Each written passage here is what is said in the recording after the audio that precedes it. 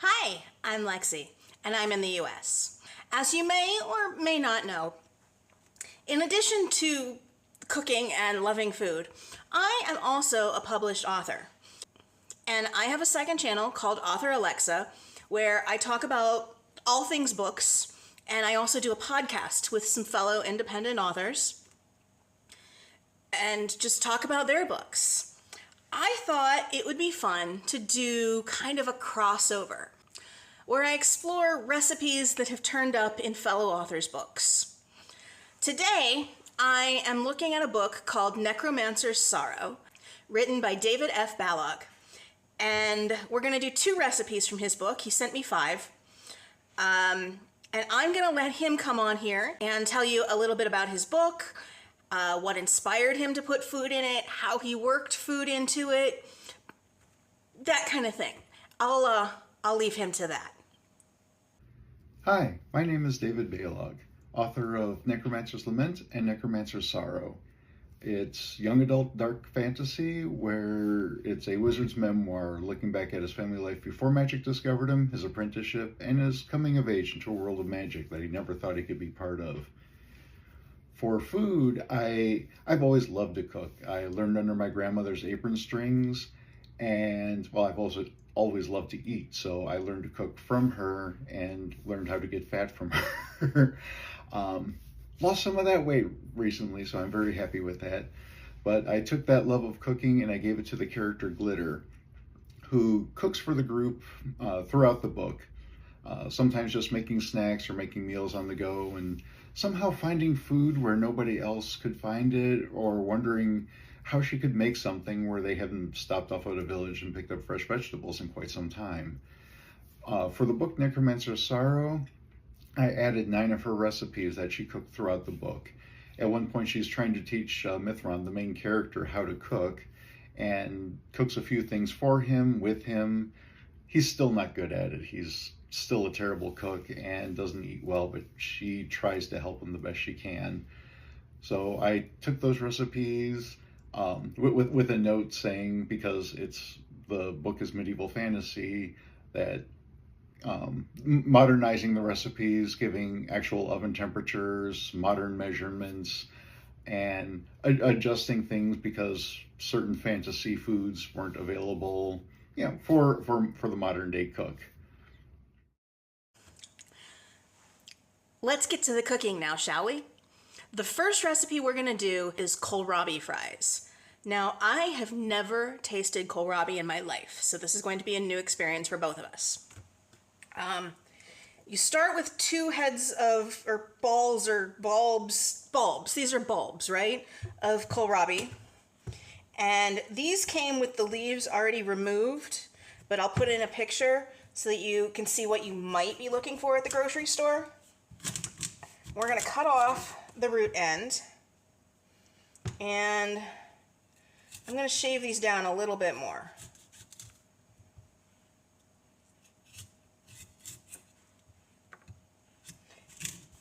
And cut off the top end.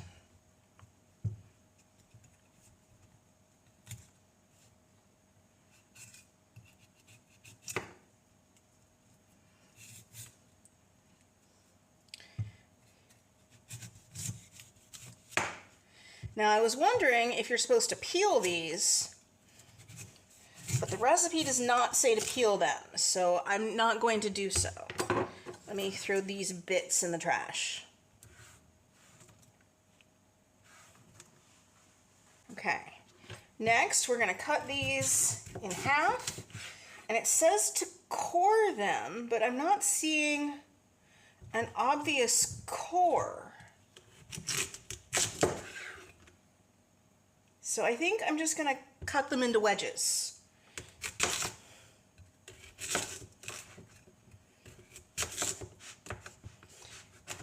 You can cut them into wedges or slivers.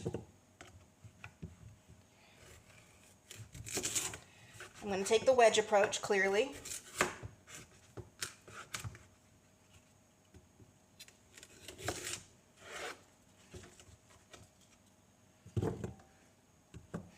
Double check that it didn't say to peel them. I'm pretty sure it didn't.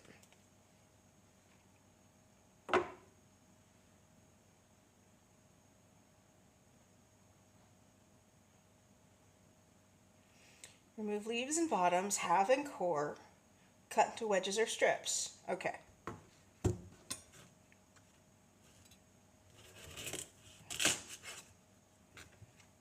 Cut that one a little thick.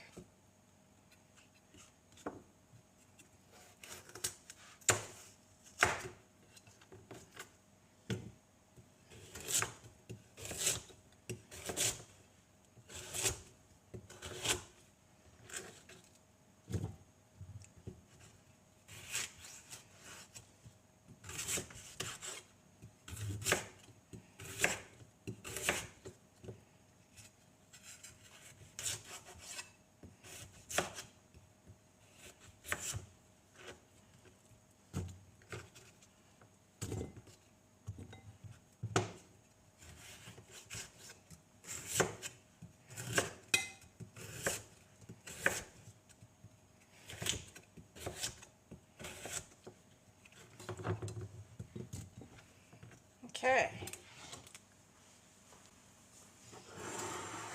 Now we've got wedges. Now to this, we are going to add olive oil, garlic powder, chili powder or paprika. I've got paprika, and salt and pepper. Okay.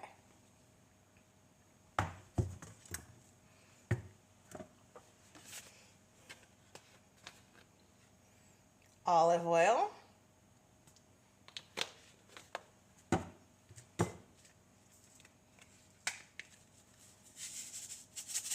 Salt.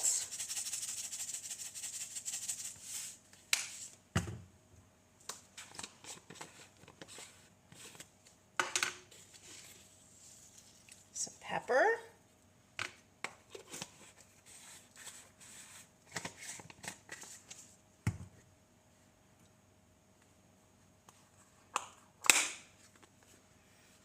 Garlic powder.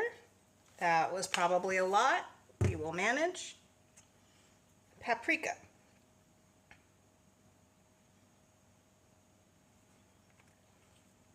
And I'm just going to use my hands to give these a toss, and then I'm going to put them on a baking tray. Baking tray.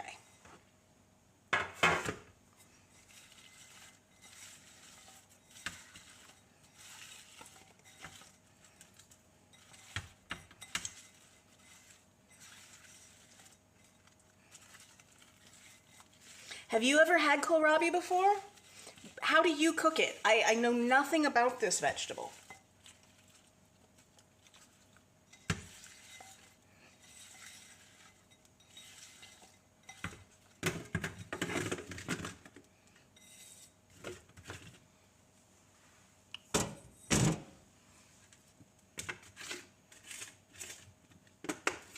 Just gonna spread these out.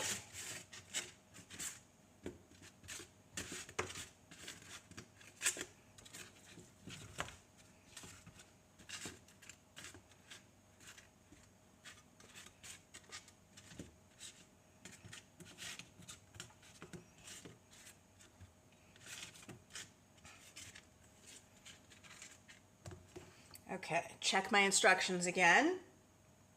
Then you're going to bake them at 425 for 25 to 30 minutes and turn them over halfway through and sprinkle with Parmesan and parsley. So I'll put these in the oven. I'll go ahead and cook them and flip them and put the Parmesan and parsley on, and I'll see you back when it's ready to taste them. But this is not the only recipe we're going to do from this book today, so I'll see you in a minute. Welcome back. So the second recipe we're going to do is griddle cakes, which near as I can tell are pretty close to pancakes. I am having this recipe because I don't want to make a ton of griddle cakes, but I will give you the amounts for the full amount. We're going to start with 3 cups of flour, and into that is going to go, this is a new container, some baking powder. Let's see, how much? 3 teaspoons of baking powder and a teaspoon and a half of baking soda. I remembered my measuring spoons. 3 3 teaspoons of baking powder.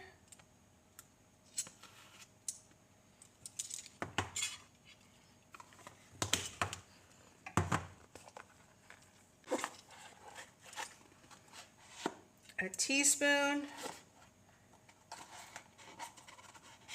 and a half of baking soda. And some salt. How much salt? 1/4 teaspoon. We can eyeball a 1/4 teaspoon. We can eyeball a 1/4 teaspoon coming out of bigger holes. Salt. Stirring utensil.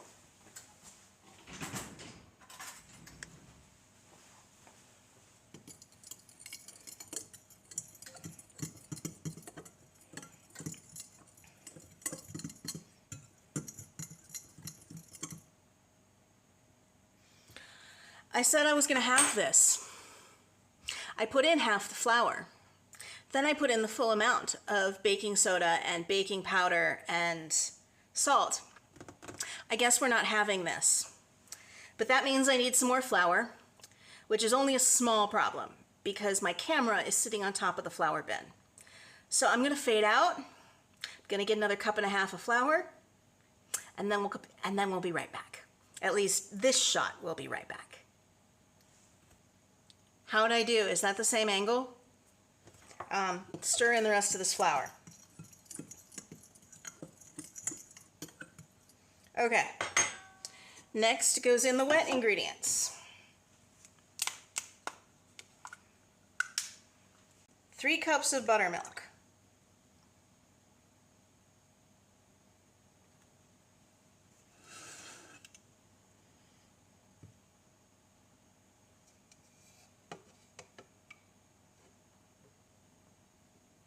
We're going to do this slightly strangely by measuring out 2 cups and then 1 cup and then pouring the rest of the buttermilk in because I need a cup of buttermilk for a recipe I'm doing tomorrow.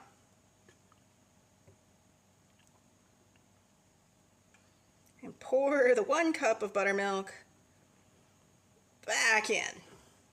There. We end up a hair short on the buttermilk. Not so much it should make a difference, and I have enough to do what I'm doing tomorrow.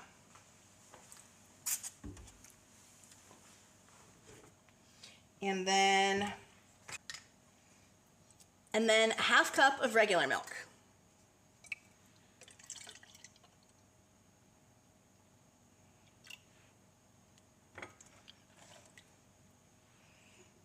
And 3 eggs. 1 egg. 2 eggs. I didn't get a 3rd egg because I was going to have the recipe. 3rd egg. And 3 tablespoons of honey, which should be most of this honey. I'm just going to, again, eyeball that because I think it's going to be all of it. 1, 2,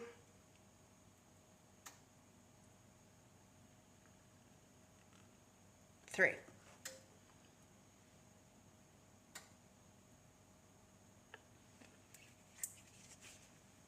And 1/3 cup of melted butter. I have to melt that butter. I needed this cup to do that. I'll be right back. Melted butter, a little hotter than I meant it to be. It's steaming. We'll just add that not on top of the eggs. And get all of this stirred together.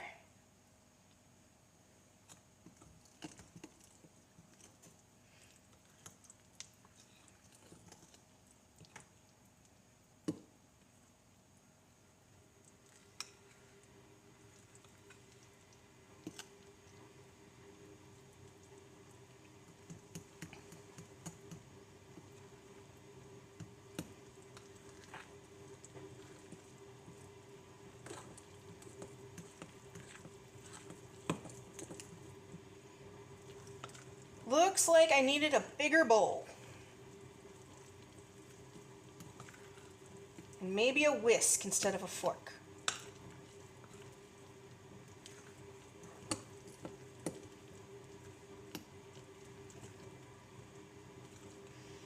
say I'm supposed to leave lumps or stir out all the lumps. Combine until just combined. So there still should be some lumps in this.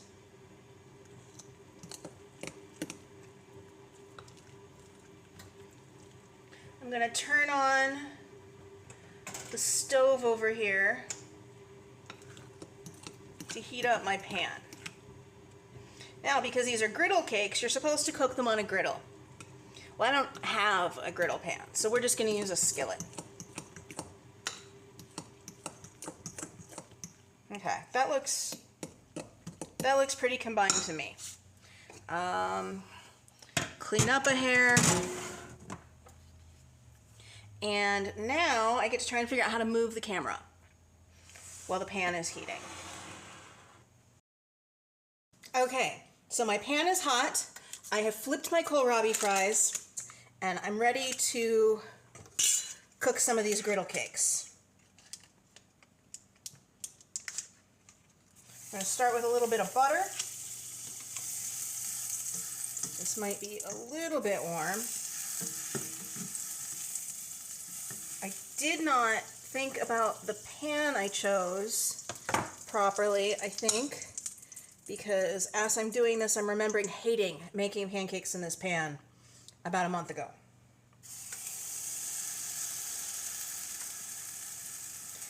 I tend to make pretty big pancakes. That's why this is pretty large. And I'm just going to cook it the way I would do a pancake. Let it bubble and then flip it. I need to find a plate. Plate.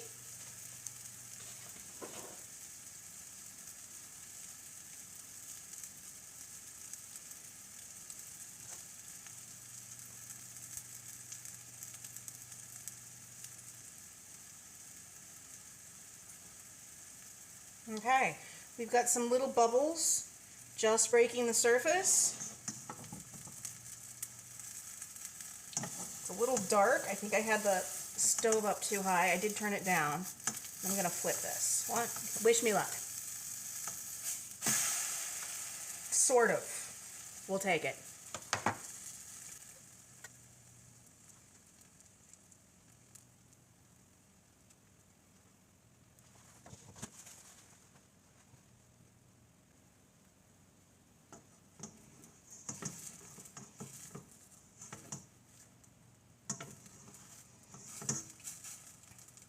I'm going to cut this part that's splattered out off and give it a flip.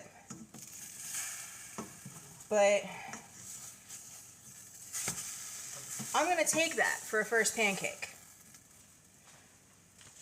I'm going to get the rest of these cooked up, and then I will see you back when it's time to taste things. See you in a minute. The kohlrabi fries are out of the oven and the griddle cakes are all cooked up.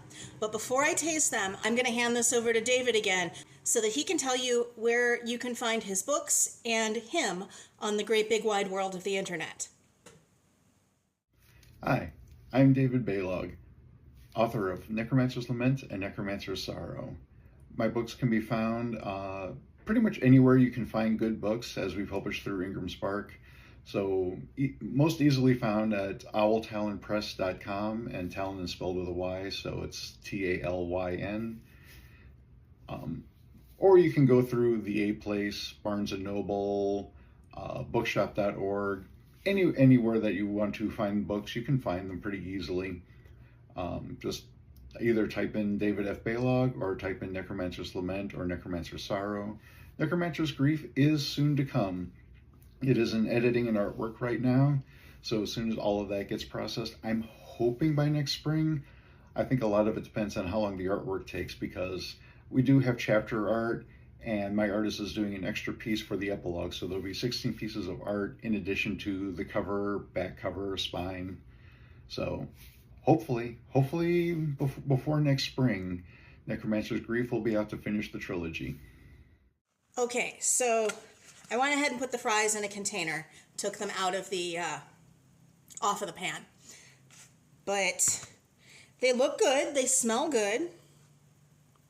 Let's give them a taste.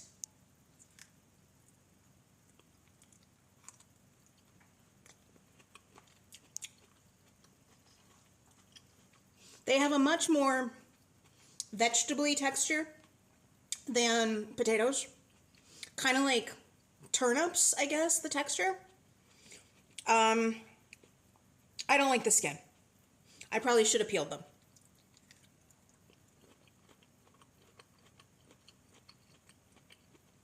They're not bad.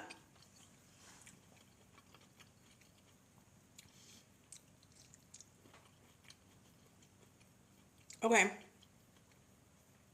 Now I get why it said to core them. It's got a core in it a little bit like pineapple, where I'm sure it's edible, but it's a little bit woody. So if you do these, when you cut them open, cut them in half and then quarter them, and then take that core piece out. And I would peel them personally too. But yeah, these are fun. I'd like to maybe experiment with different kinds of cheeses on them. I could totally see these like smothered in cheddar or Swiss or Gruyere or something, and being delicious. But maybe kohlrabi will work its way into my menu more often now. I say more often, this is the first time I've eaten it. Maybe I will eat kohlrabi again. And we've got the griddle cakes, pancakes. Now, of course, you could put syrup on these or berry compote, or you could put fruit in them like blueberry pancakes. I just put some butter on here because I am not actually a fan of maple syrup in most applications. But let's give these a try.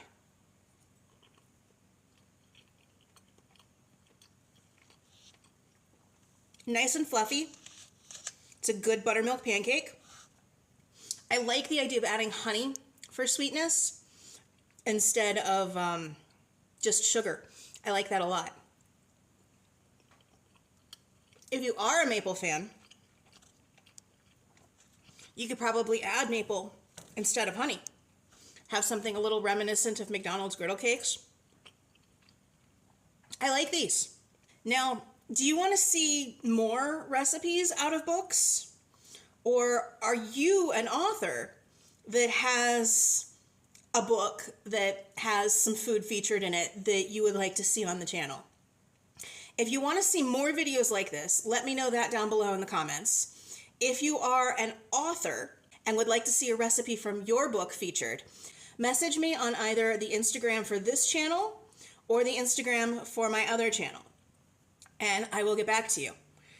But that's all I've got for today. This was a lot of fun. I enjoyed it immensely. I want to do it again if you would like to see more of this. And if you could give the video a like and subscribe if you haven't already, I'd really appreciate it. And as always, I'll see you next time. Bye.